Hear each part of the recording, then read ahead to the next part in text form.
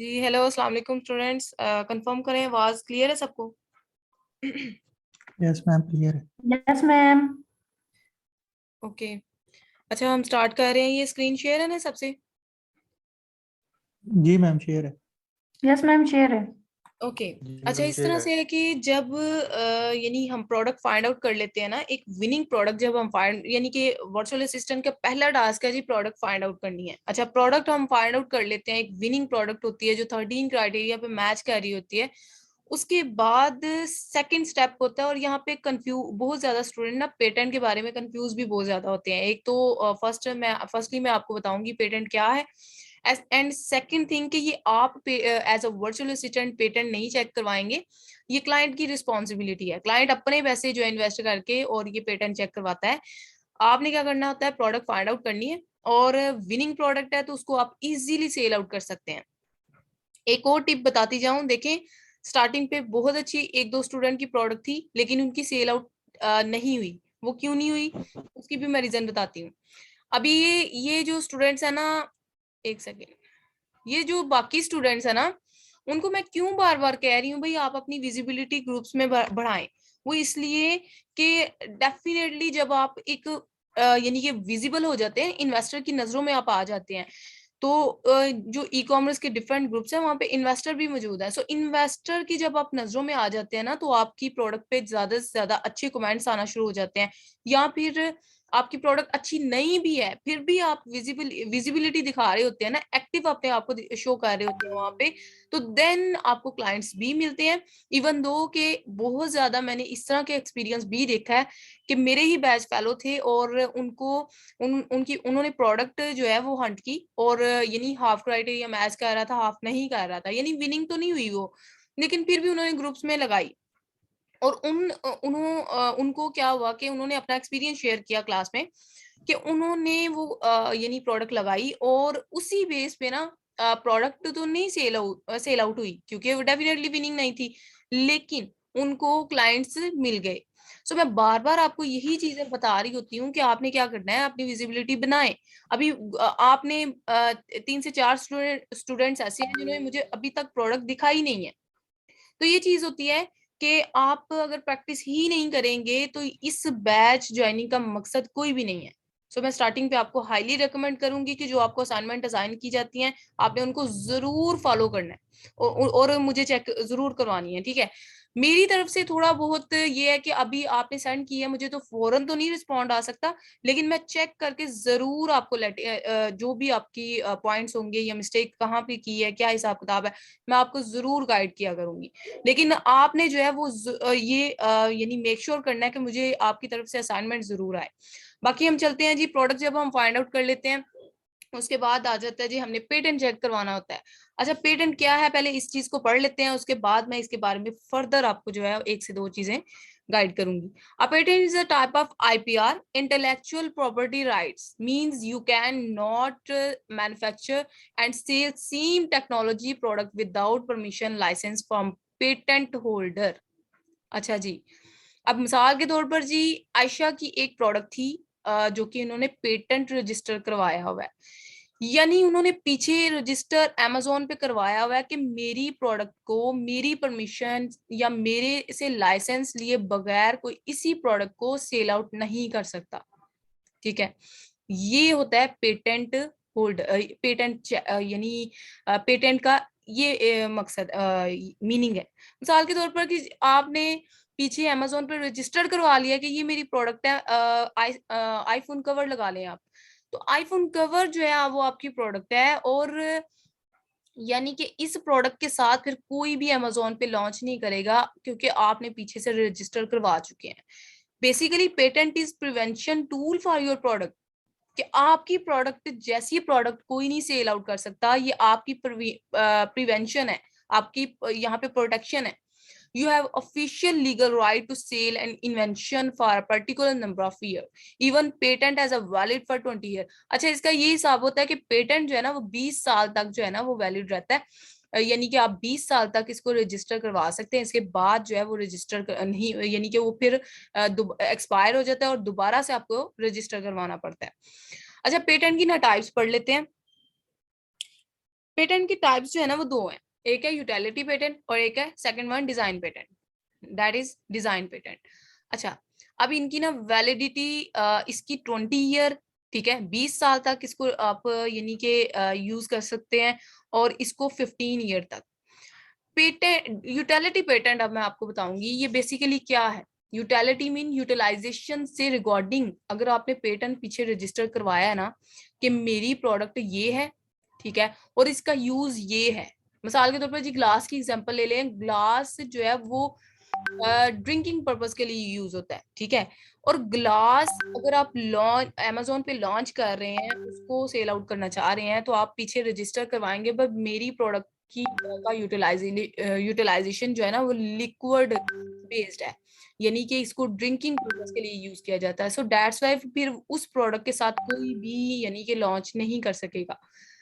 ये होता है कि यूटिलाइजेशन के मुताबिक अगर किसी प्रोडक्ट की का पीछे से पेटेंट करवाया जाए ना, तो देन उसको हम यानी Amazon पे लॉन्च नहीं कर सकते। अब इन्होंने एग्जांपल भी दी हुई है, approximately 90% of utility patent are rejected because utility patent as a specific और नॉट जनरल, यानी बेसिकली ये स्पेसिफिक है, और इट्स मीन कि ये यूटिलिटी पेटेंट जो है ना इस पे हम चेंजिंग नहीं कर सकते। आपने अगर मिसाल के तौर पर जी किसी ने प्रोडक्ट यूटिलिटी पेटेंट के पॉइंट ऑफ व्यू से पीछे रजिस्टर करवाई है ना, तो वो हम उसमें चेंजिंग करके या उसमें किसी भी किस्म की चेंजिंग हम नहीं करके Amazon पे लॉन्च नहीं कर सकते वो प्रोडक्ट, ठीक है। और इसीलिए कहते हैं कि जब प्रोडक्ट फाइंड आउट की जाती है ना, एक विनिंग प्रोडक्ट, उसका ना हमने ये पेटेंट जरूर चेक करवाना होता है, ठीक है। और पेटेंट आप नहीं करवाते, ये आखिर में आपको एट द एंड मैं बताती हूँ कि पेटेंट कौन चेक करवाएगा और आपने कैसे इसको लेके चलना है।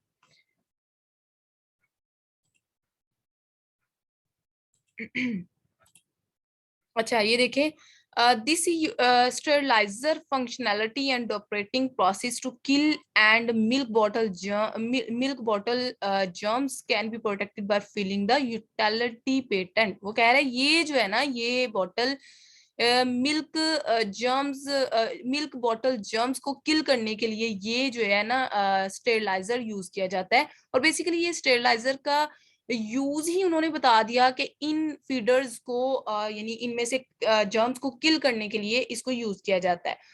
अब अगर मैं इस प्रोडक्ट के साथ Amazon पे जाऊंगी, तो आगे से अगर ये पेटेंट यानी पीछे से रजिस्टर्ड है, तो मैं कभी भी इस प्रोडक्ट के साथ नहीं जा सकती Amazon पे। So once utility patent approved, no one claim this functionality with their product. अगर मैंने यूटिलाइजेशन के पॉइंट ऑफ व्यू से पीछे रजिस्टर करवाया ना, तो देन मैं नहीं करवा सकती।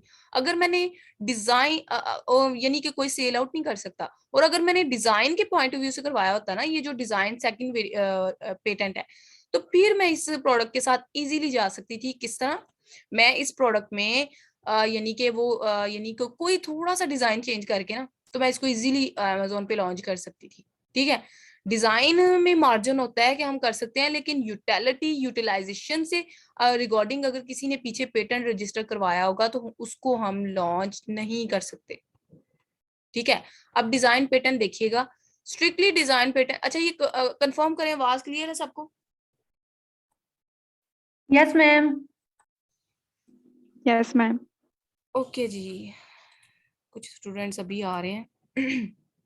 मैं इसीलिए वेट कर रही होती हूँ 5 से आज मैंने 8-10 मिनट ले लिए ऊपर, कि मैं वेट कर रही थी कि क्लास में तमाम स्टूडेंट्स आ जाएं, देन हम स्टार्टअप लें। अच्छा, डिजाइन पेटेंट का ये है कि strictly design patent cover physical appearance of something और anything which is non functional in nature. यानी डिजाइन पेटेंट जो है ना वो फिजिकल अपीयरेंस के रिगार्डिंग होता है, कि यानी कि ये जो यानी नॉन फंक्शनल है, सिर्फ फिजिकल अपीयरेंस उसके डिजाइन के पॉइंट ऑफ व्यू से पीछे से पेटेंट रजिस्टर होगा। रेदर देन दैट ये जो हमने पढ़ा ना यूटिलाइजेशन के रिगार्डिंग, वो नहीं है, ठीक है। 90% of design patent filing are usually approved. और यानी कि डिजाइन पेटेंट जो है ना हर तीसरी प्रोडक्ट पे ना डिजाइन पेटेंट होगा, क्योंकि मे बी यूटिलिटी पेटेंट कुछ इस तरह से है कि ये ना थोड़ा एक्सपेंसिव है। सो दैट्स वाई लोग ना डिजाइन पेटेंट करवाते हैं। इसीलिए डिजाइन पेटेंट जो है ना वो ज्यादा अप्रूव्ड होता है, हर तीसरी प्रोडक्ट पे आपको डिजाइन पेटेंट नजर आएगा। सो डिजाइन पेटेंट का ये होता है, फिर आप एज अ वीए हमारे लिए ये बड़ी अच्छी बात हो जाती है। क्यों? क्योंकि हमने इतनी एफर्ट से प्रोडक्ट फाइंड आउट की होती है, फिर उस प्रोडक्ट को वो रिजेक्ट नहीं होती, हम उसमें थोड़ा सा डिजाइन में चेंज करके उसको लॉन्च कर सकते हैं। Legally, it is not allowed to mention on ad that is product to design patent. It's all about the physical appearance. ठीक है, nothing to do with their working or functionality. For example, अब example यहाँ पे देखिएगा, उन्होंने example with यानी कि वो दी हुई है images के साथ. For example, different car manufacturer had design patent. No one can copy their design to keep uniqueness of their design. But यहाँ पे ये चीज मेंशन करती जाऊं कि यहाँ पे उन्होंने कहा है कि हम नहीं कॉपी कर सकते भाई, इसको टोटली कॉपी नहीं हम करेंगे। हमने क्या करना है, डिजाइन पेटेंट अगर इस प्रोडक्ट का निकल आया ना, तो हमने फिर क्या करना है कि पीछे ना फकीर मांगने वाला आया हुआ है, सो दैट्स व्हाई ना बड़ी आवाज आ रही है, तो आपने उसको ना वो करना है, एडजस्ट करना है। अच्छा, ये देखिएगा, मैं बात कर रही थी कि डिजाइन के पॉइंट ऑफ व्यू से आप देखिएगा हर कार में डिफरेंट डिजाइन है। मिसाल के तौर पर इसका आप देख लें टायर। अच्छा, अब हम अगर मिसाल के तौर पर जी ये एक मेरी विनिंग प्रोडक्ट थी, एग्जांपल दे रही हूँ, इस तरह की प्रोडक्ट तो हम नहीं लॉन्च करते ना अमेजोन पे, बड़ी हैवी टाइप की प्रोडक्ट्स आ जाती है ओवर वेट में। अच्छा, मैं बात कर रही थी, अगर लेट्स सी कि ये मेरी विनिंग प्रोडक्ट है और मैंने इसको ना अमेजोन पे लॉन्च करना है, बट इसका डिजाइन पैटर्न निकल आया। ठीक है, डिजाइन पैटर्न चेक करवाते हैं फाइवर से, और इसका ना ये हिसाब है कि मैं अब इस को अमेजोन पे लॉन्च करूंगी ना, तो मैंने क्या करना है कि इसमें थोड़ी सी चेंजिंग करूंगी। मिसाल के तौर पर टायर में ये जो डिजाइन है ना, मैं डिजाइन चेंज कर दूंगी, या फिर ये फ्रंट है ना जो आपको नजर आ रहा है, मैं इसमें थोड़ी सी चेंजिंग कर दूंगी, यहाँ अपना लोगो लगाऊंगी, और ये उसने ऊपर ऊपर से ना ओपन रखी हुई है, मैं इसको थोड़ा सा क्लोज अप लुक दूंगी। ठीक है, सो मतलब थोड़ा सा डिजाइन में या इस तरह से चेंज करके ना, तो मैं इसको लॉन्च कर सकती हूँ। ठीक है, उसने सेलर ने तो पीछे ये किया हुआ ना कि मेरी प्रोडक्ट कोई नहीं कर सकता, बिकॉज इसमें मतलब मैंने इस तरह का डिजाइन रखा हुआ है, मैं डिजाइन थोड़ा सा हट के रखूंगी, थोड़ा सा चेंज कर दूंगी, तो इट्स मीन कि मैं इस डिजाइन पेटेंट अगर ओपन आ जाए ना, तो हम इसमें जा सकते हैं, लेकिन यूटिलिटी पेटेंट किसी प्रोडक्ट में आ जाए तो हम उस प्रोडक्ट में नहीं जाएंगे। बाकी ये है कि अगर मैं आपको बात बताऊं इस चीज की कि ये कहाँ से हम सर्विस लेते हैं और कौन ये प्रोवाइड करता है, देखें ये एज अ वी हम काम नहीं करते पेटेंट वाला, लोग फ्रीलांसिंग वाले लोग यही काम करते हैं, कोई एक स्किल पकड़ लेते हैं और उस पर कमांड ऐसा रखते हैं कि फिर किसी तीसरी चीज की तरफ मूव ऑन नहीं होते।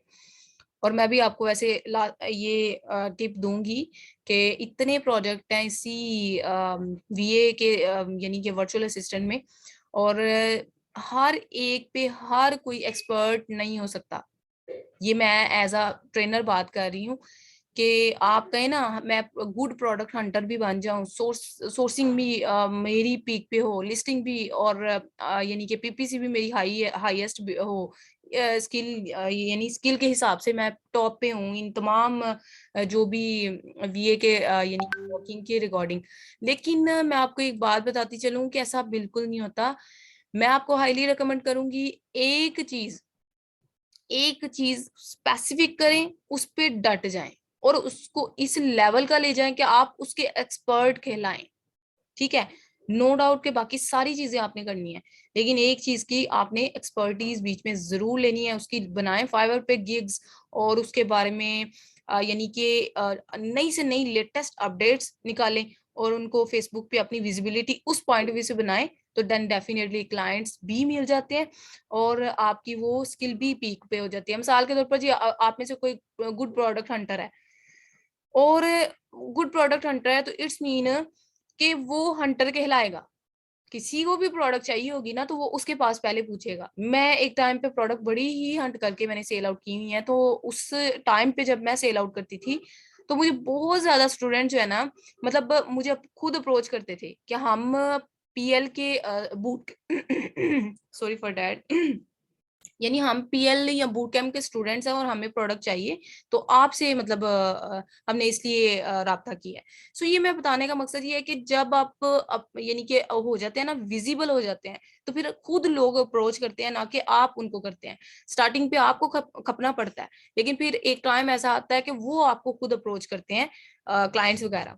अच्छा, मैं बात कर रही थी कि ये जो है ना पेटेंट वाला काम, ये कौन करता है? ये आपको यानी सर्विस प्रोवाइडर करते हैं, जो कि फाइवर पे भी ये सर्विस दी जाती है। और इसके अलावा ना, ये आपको मैं बता देती हूँ, यहाँ पे है, ये देखें, googlepatent.com। आप इस लिंक के थ्रू जाइएगा गूगल पे, और यानी ये आप इस लिंक के थ्रू जो है ना गूगल पे खुद भी यानी फ्री पेटेंट चेक कर सकते हैं। लेकिन मजीद कंफर्मेशन के लिए आप फाइवर से भी, यानी कि फाइवर पे इस लिंक के थ्रू जो है ना, वो फाइवर पे भी आप इजीली फाइंड आउट कर सकते हैं सर्विस प्रोवाइडर। और आपने क्या कहना है क्लाइंट को? भाई क्लाइंट, आप अगर लोकल प्रोडक्ट हंट कर रहे हैं ना, सेल आउट कर रहे हैं, तो उसके लिए आप रिस्पॉन्सिबल नहीं है, आपने सिर्फ प्रोडक्ट हंट करके देनी है। पेटेंट जो है ना, वो क्लाइंट की किस्मत, क्लाइंट की लक, के अगर उसका पेटेंट निकल आया तो देन डेफिनेटली वो पेटेंट प्रोडक्ट उसको लेफ्ट करनी पड़ेगी, और उसने जो आपको पेमेंट की हुई है वो यानी आप रिस्पॉन्सिबल नहीं है उसके लिए, कि अगर उसका पेटेंट निकल आता है। विदाउट पेटेंट मैंने अपनी जितनी भी प्रोडक्ट सेल आउट की हुई है, मैंने सिर्फ एक प्रोडक्ट का पेटेंट चेक करवाया था, और वो भी मुझे आइडिया नहीं था इस चीज का, सो दैट्स व्हाई स्टार्टिंग पे। बट मैं बाद में जितनी भी प्रोडक्ट्स हंट करके मैंने सेल आउट की हैं, तो वो विदाउट पेटेंट मैंने चेक की, सेल आउट की हैं। जस्ट वो विनिंग प्रोडक्ट थी, इसलिए ये रिस्पॉन्सिबिलिटी होती है क्लाइंट की, क्लाइंट ही करेगा। और या फिर वो आपको पैसे भेजेगा, पेमेंट भेजेगा, भाई मुझे ये करवा दो पेटेंट। और नहीं तो ये आई थिंक सो $13 होते हैं, या हाँ जी, $13 से $15 तक होता है ये।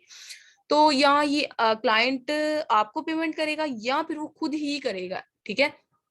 ये आप रिस्पॉन्सिबल नहीं है, ये क्लाइंट की रिस्पॉन्सिबिलिटी होगी।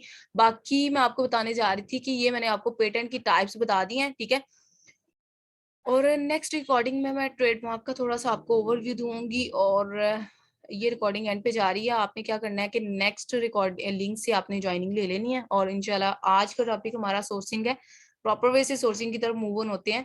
जब आप प्रोडक्ट हंट कर लेते हैं, तो उसके बाद स्टेप जो आता है ना, वो पेटेंट चेक आता है। पेटेंट आपने चेक करवाना होता है। सो जी हुमायमा, मैं क्वेश्चन लेती हूँ आपका।